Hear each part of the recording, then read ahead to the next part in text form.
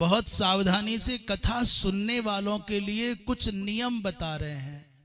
और ये धन्य है वेंकटाचलम महात्म्य है जहां ऐसा स्पष्ट उल्लेख है, भैया व्यक्ति को तांबूल पुष्प फलादि के द्वारा पुराण की अर्चना करनी चाहिए। जब आप कथा श्रवण करने आवे तो इत्यादिक, ये बात जो अनुष्ठानिक पद्धति से होता है ना वहां के लिए है, तो वो कभी दरिद्र नहीं हो सकते। न च पाप बुद्धयः एव भवन्ति, उनके परिवार में कोई पाप बुद्धि नहीं हो सकता। बिना प्रणाम किए, व्यास गद्दी को प्रणाम किए बिना कभी भी कथा श्रवण नहीं करना चाहिए। शिरसी उष्णीसम धृत्वा, सर पर पगड़ी हो, कैप हो, आजकल कुछ रहता है ना, बोले माताओं को कभी भी खुला सिर नहीं होना चाहिए। और पुरुषों को कभी भी भगवान का भजन करते समय, संध्या वंदन करते समय, होम करते समय, गुरुजनों को प्रणाम करते समय कभी भी सर पर कुछ आवरण नहीं रखना चाहिए। एक ही ग्रंथि बहुत पर्याप्त है, शिखा की गांठ केवल। उसके अतिरिक्त पुरुष के सर पर कोई भी आवरण नहीं होना चाहिए। राजा भी जब आते थे महात्माओं के यहाँ तो अपना मुकुट उतार करके चरणों में रख देते थे, पगड़ी उतार करके चरणों में रख देते थे, फिर प्रणाम करते थे। गुरुजनों को प्रणाम आदि करना हो उससे पहले आपके सर पर पगड़ी आदि है तो उतार करके रख लो। कहते हैं भैया क्या क्या समस्या है? बोले शोषणीस मस्तका ये चौ। अब मैं एक बीच में एक बात कह दूं, यहाँ वृंदावन में बैठ करके बात कहना बड़ा सरल लग रहा है, पर इसी बात को जरा तुम राजस्थान में कह के देखना और हरियाणा में और पंजाब में कह के देखना, 99% सर पर पगड़ी होगी। पंजाब में, हरियाणा में, गुजरात में, राजस्थान में, वहां क्या करोगे?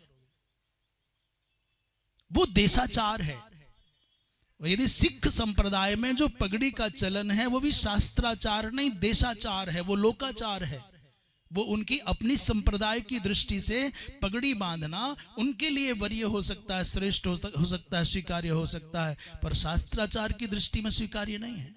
इसलिए जब हम कह रहे हैं तो सावधानी से बोल रहे हैं, माने सिख आदि संप्रदायों में जो पगड़ी धारण करने का चलन है वो उनका लोकाचार, देशाचार और उनकी मान्यता, उनके पंथ, उनके संप्रदाय के लिए स्वीकार्य हो सकता है, पर शास्त्र जो कहता है वो ये है। शोषणीस मस्तका ये चो कथाम शृण्वन्ति पावनीम, और ते बालकाः प्रजायन्ते पापिनो मनुजाधमाः। भैया जो सर पर पगड़ी आदि रख करके भगवत कथा श्रवण करते हैं उसका परिणाम स्कंद पुराण के अनुसार तो अच्छा नहीं आता। वो अज्ञ होते हैं, उनके घर पर जन्म लेने वाले बालक अज्ञ हो जाते हैं। जो पान खा करके, तंबाकू खा करके, गुटखा खा करके या कुछ झूठे मुंह से भगवत कथा श्रवण करते हैं, भागवत जी में आगे व्यवहार के कारण और मुंह भरा हुआ है, और कभी कभी तो कहो व्यास जी भरे हुए हैं, उनको क्या करोगे? बोले तांबूलम भक्षयंतो ये कथाम शृण्वन्ति पावनीम, और स्विष्ठाम भक्षयन्त्येते नरके च पतन्ति ही। तांबूल आदि खा करके, तंबाकू गुटखा अथवा उच्छिष्ट मुख से जो कथा सुनते हैं वो तो भैया स्विष्ठाम भक्षयन्त्येते नरके च पतन्ति ही, उनको नरक में जाना पड़ता है और वहां भोजन के रूप में उनको अत्यंत निंदित पदार्थ खाने को मजबूरी में खाना पड़ता है।